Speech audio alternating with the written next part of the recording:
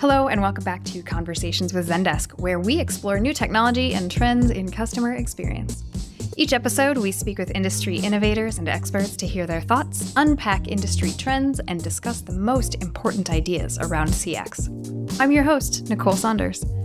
Today's conversation is with Diane Lye, Chief Information Officer at Rivian. Diane holds a pivotal role in steering the technological advancements of the company. She orchestrates the digital transformation of Rivian's operations, driving innovation and ensuring the seamless integration of a technology across the organization. Her strategic vision and extensive expertise play a critical role in enhancing the customer experience, optimizing operations, and advancing the development of cutting-edge solutions in the ever-evolving automotive technology landscape. Diane's profound understanding of technology and its integration within businesses is complemented by an impressive background. She has carved an illustrious path in the tech and finance sectors with pivotal roles at industry giants like Capital One, Bank of America, and Amazon. She earned her PhD from the University of Pennsylvania and her Bachelor of Science from the London School of Economics. I have to say, this conversation with Diane was really fantastic. I was inspired by the way she spoke about Rivian's vision for the future and how her work is heavily driven by her values. She leads with deep integrity and high emotional intelligence and shared some of her biggest lessons in leadership with us.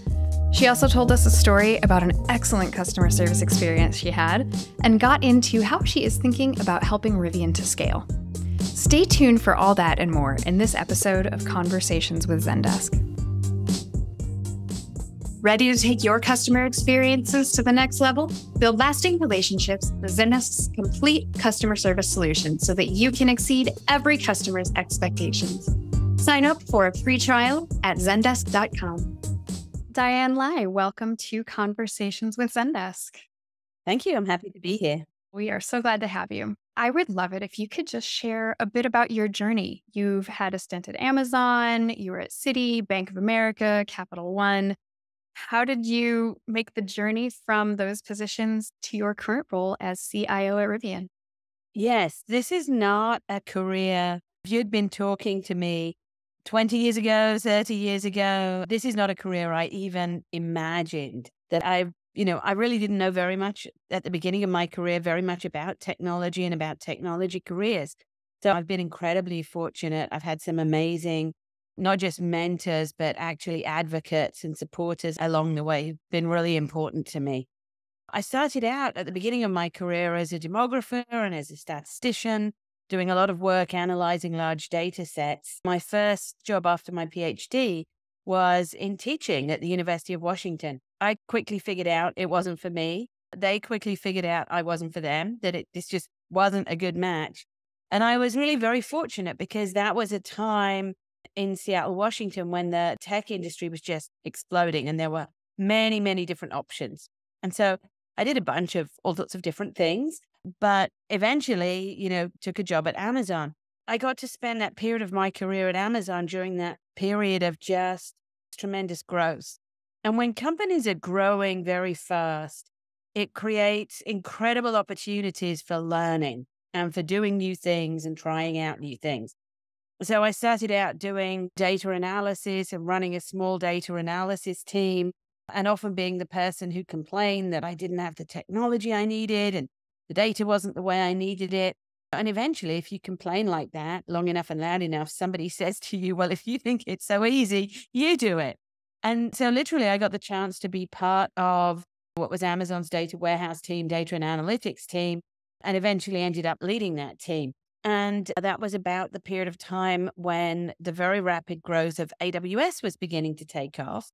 And so I had an opportunity to be part of AWS's infrastructure team and learn about the physical infrastructure that underlies so much of what we do. I moved back to New York and ended up joining Citi, where there were just phenomenally interesting data problems. At that time, the regulators were saying we need much more visibility into the activities of the capital markets business at Citi.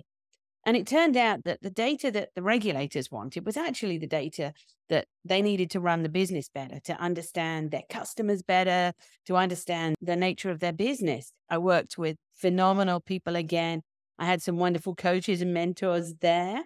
And Capital One was just a really exceptional, extraordinary place. It's a very analytically rigorous organization, much like Amazon in that regard. It's a very, very customer-centric organization. The founder of Capital One, is often like, would you be proud of this if it was for your mother? That's a really great way, a very powerful way to think about your products and your customers. I worked on the data and analytics platform for a while, moving all of that into AWS. And then I was the CIO for Capital One's credit card business. When somebody called me to ask me about Rivian, I was like, no, I don't think so. I'm quite happy doing what I'm doing. But I tell you, you cannot get in one of our vehicles. You cannot see this product and not think you want to be part of it. This is a really extraordinary company that, again, is right at the beginning of its growth journey. For much of its history, it's been an R&D company. And now, just in the last couple of years, has moved into really, manufacturing at scale and getting our products out to the public. And we're right at the beginning of that. And the opportunity here to do something that really is for the world. Our atmosphere is being carbonized. The air that we breathe is being destroyed. And to have an opportunity in a very small way to do something that changes that is huge for me. You've had just an absolutely amazing career path, a lot of really great experiences at different companies, being in technology, being in banking, but some common threads through all of that.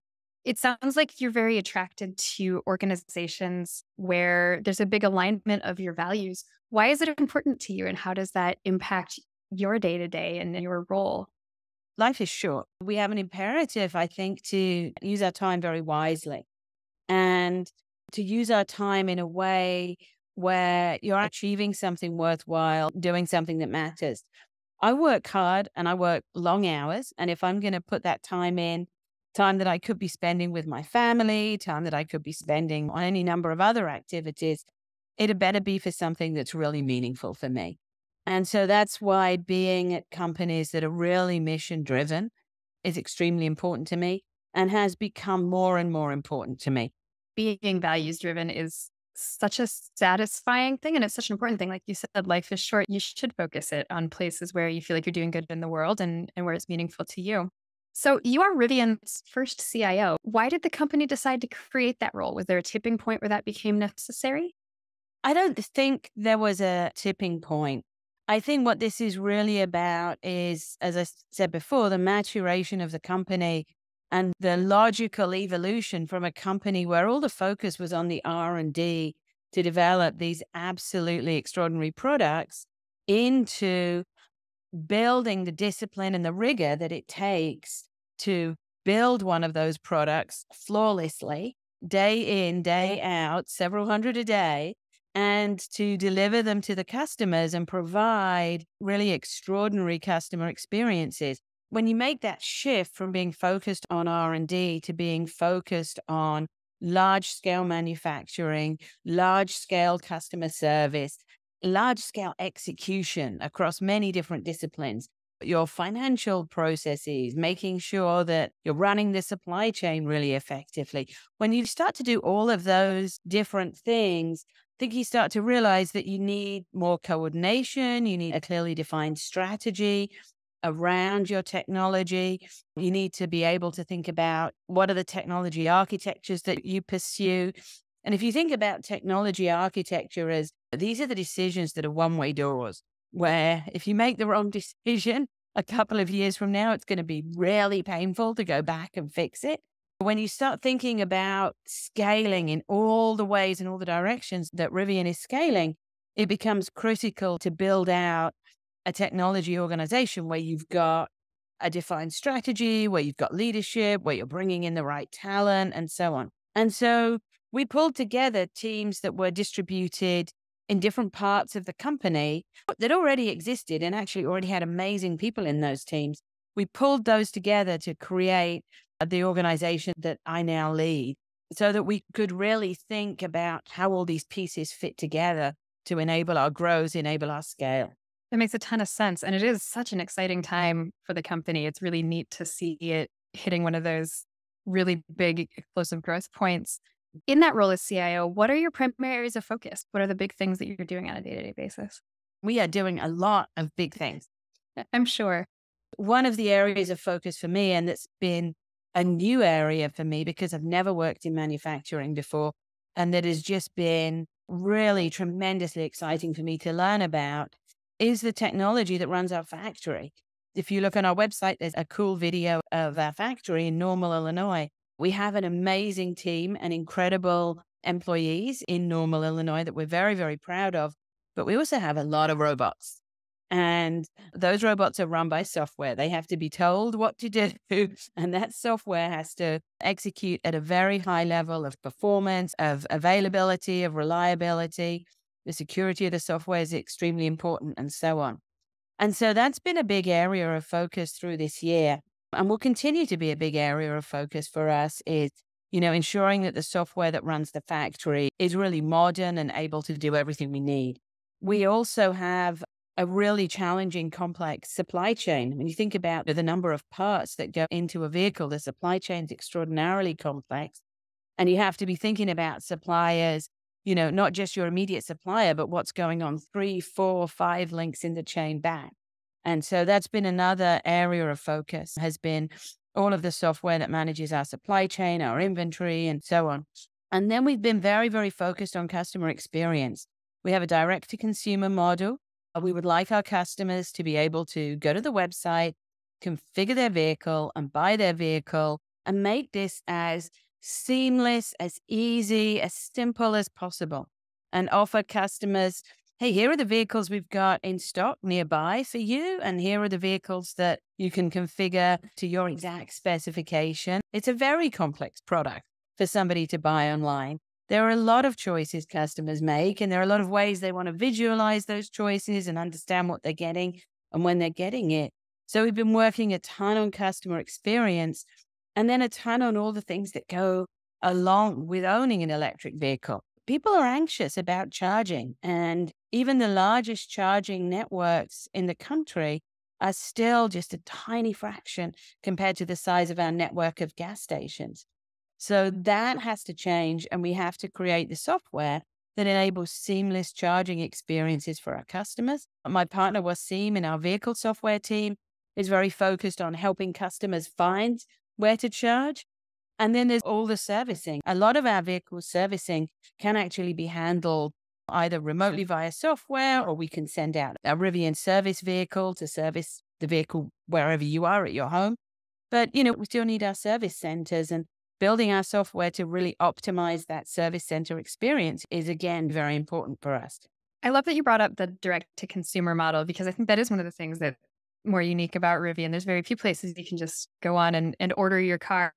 I actually had a little fun with it. I went on the website and played with it, and I was very impressed with the experience. Like you said, it's a complex purchasing decision to go through and look at all of those specs, but it was a really seamless one too. As I played around, I unfortunately couldn't click buy this time around, but I was sure tempted to. I also really appreciate what you shared about some of the different opportunities, right? Around how do you help people connect with charging stations, and that the customer experience isn't just about that purchasing experience, but also the post-sales part. There's software updates with these vehicles. How do you maintain them? All of those pieces.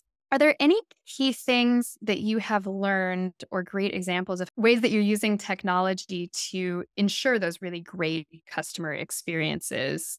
Look, the technology in our vehicles itself is so amazing that our customers are, as I say, the first time I got in one of those cars, I was just blown away. I mean, this is the next generation of what it's like to drive. The technology then that's all around it, the purchase process, the process of either picking up or having your vehicle delivered to you, the purchase of seeking service and so on, that has to be equally amazing.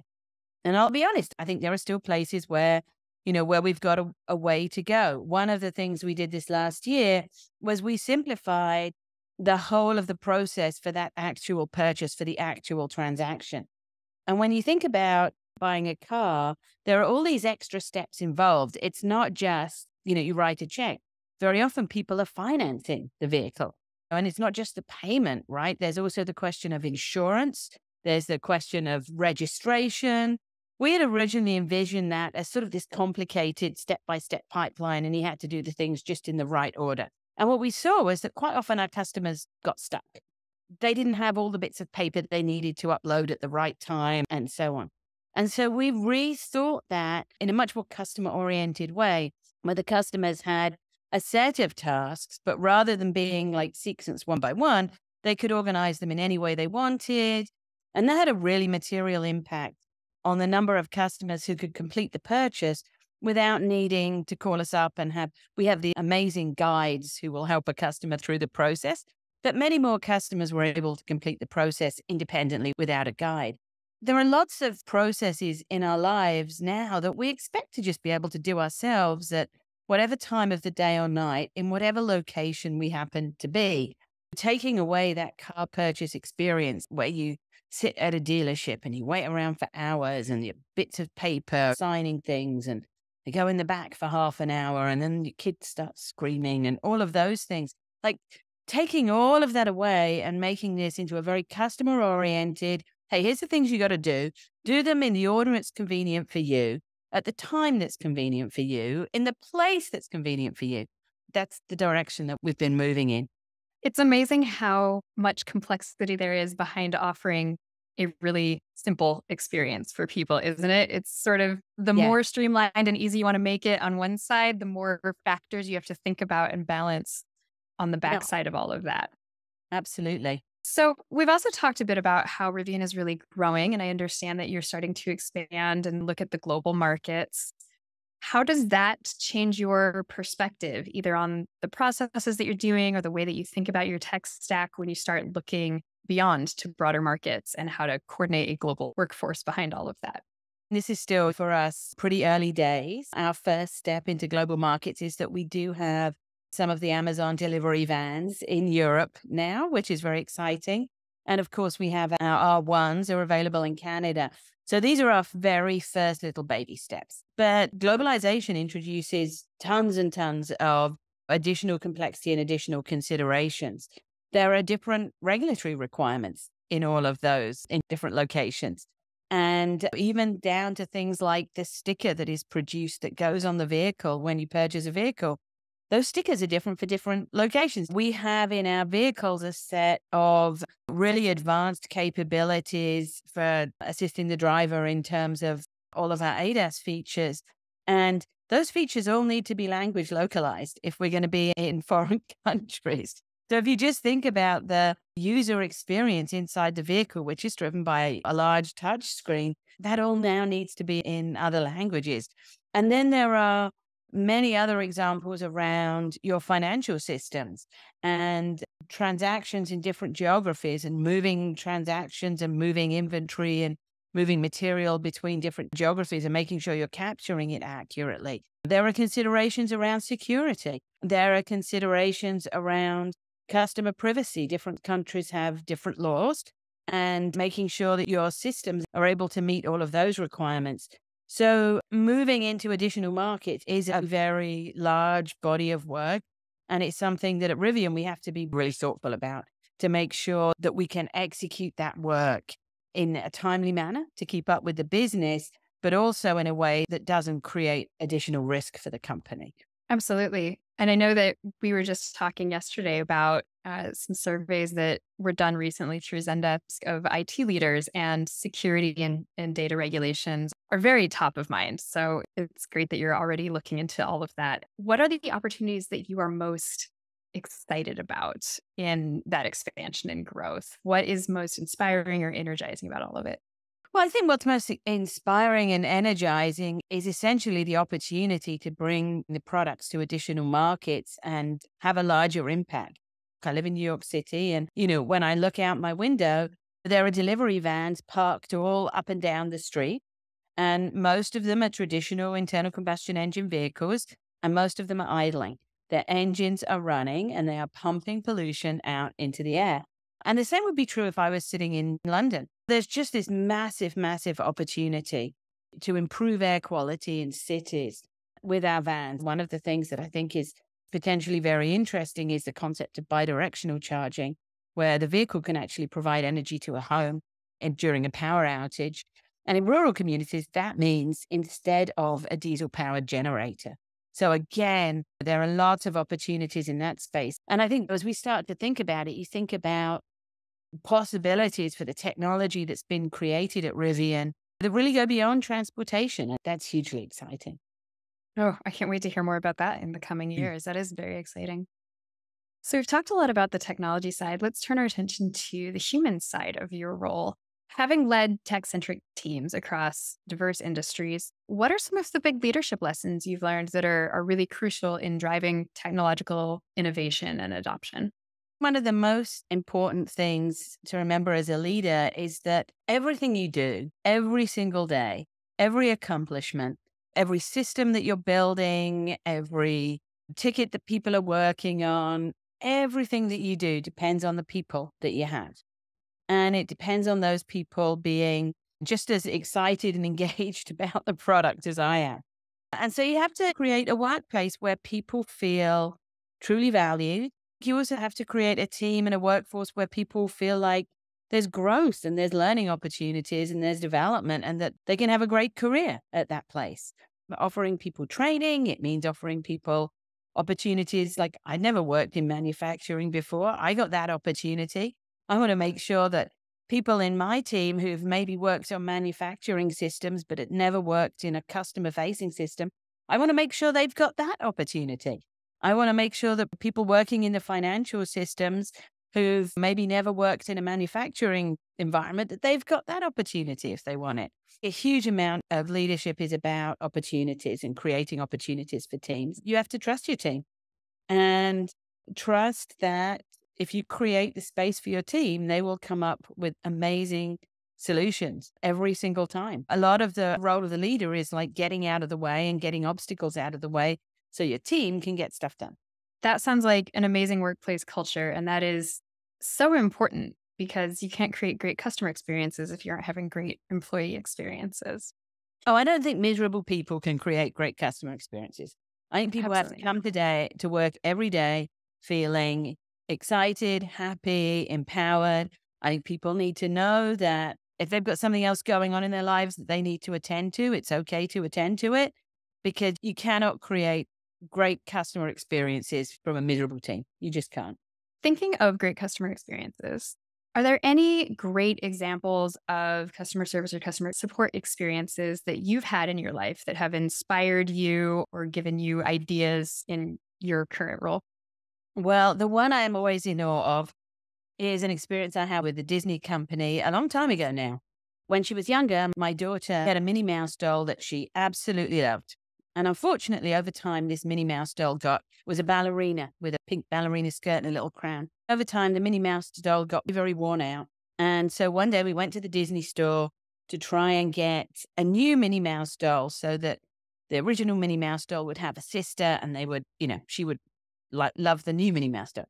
Unfortunately, Disney company had changed the design of the Minnie Mouse doll.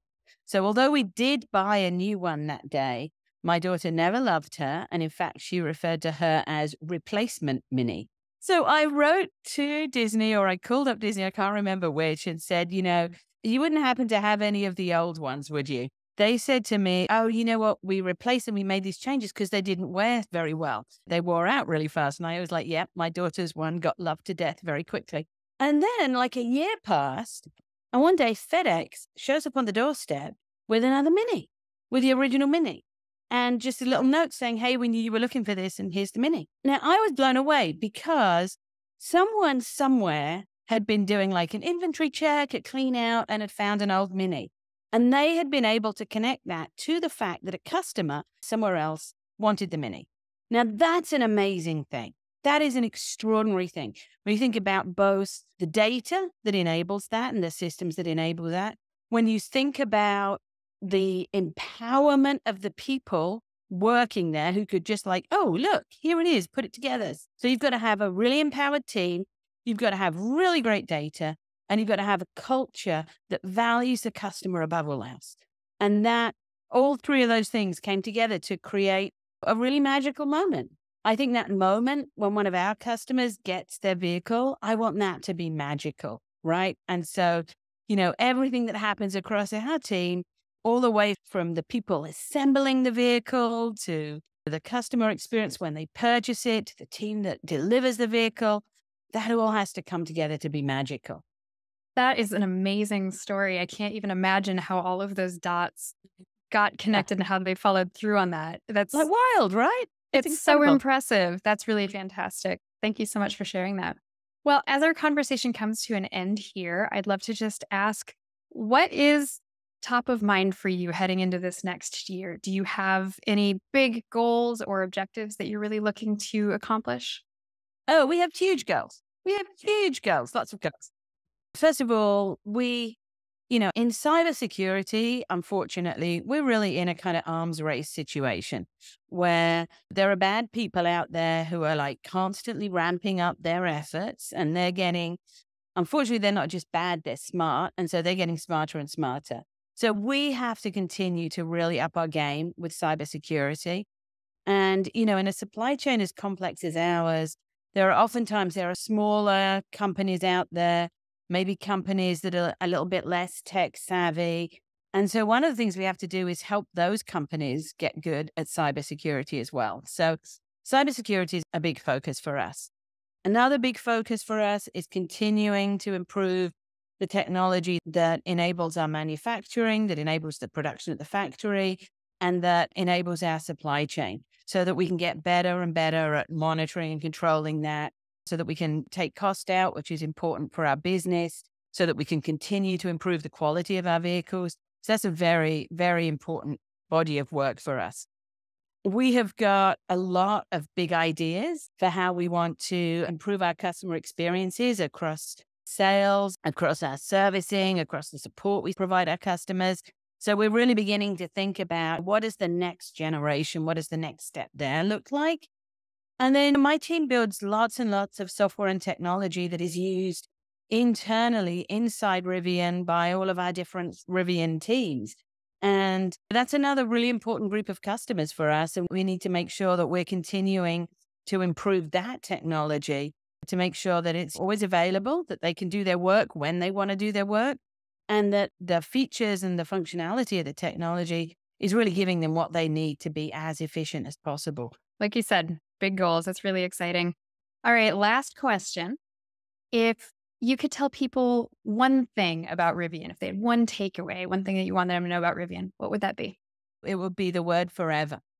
Forever we get this one planet. We're committed to creating technology, to building vehicles that are for our children's children and on. This is forever, because if we destroy the Earth's atmosphere, it's forever. And so we have to make sure that our planet is the place we can be forever. That's the mission that drives, 15,000 Rivianites to come and work very hard every single day. And that's the thing I want people to know about Rivian. Thank you so much for your time today, and I've really enjoyed our conversation. I encourage everyone to go check out Rivian. They are such cool vehicles. Their website is amazing. Go see if you like them for yourself. Thank you so much. Thanks for listening today. I really hope that you enjoyed it and that you join us for our next episode when I speak with Erica Tabachniks, a customer success manager from LinkedIn.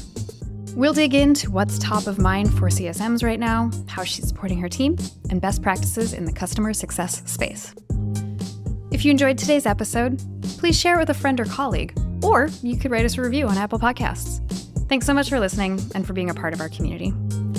You can always join the conversation at zendesk.com/community or connect with other Zendesk users through our user group meetups. Find one for you at usergroups.zendesk.com.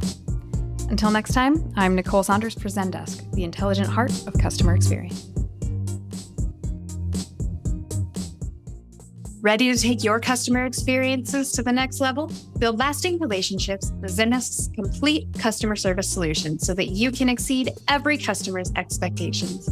Sign up for a free trial at zendesk.com.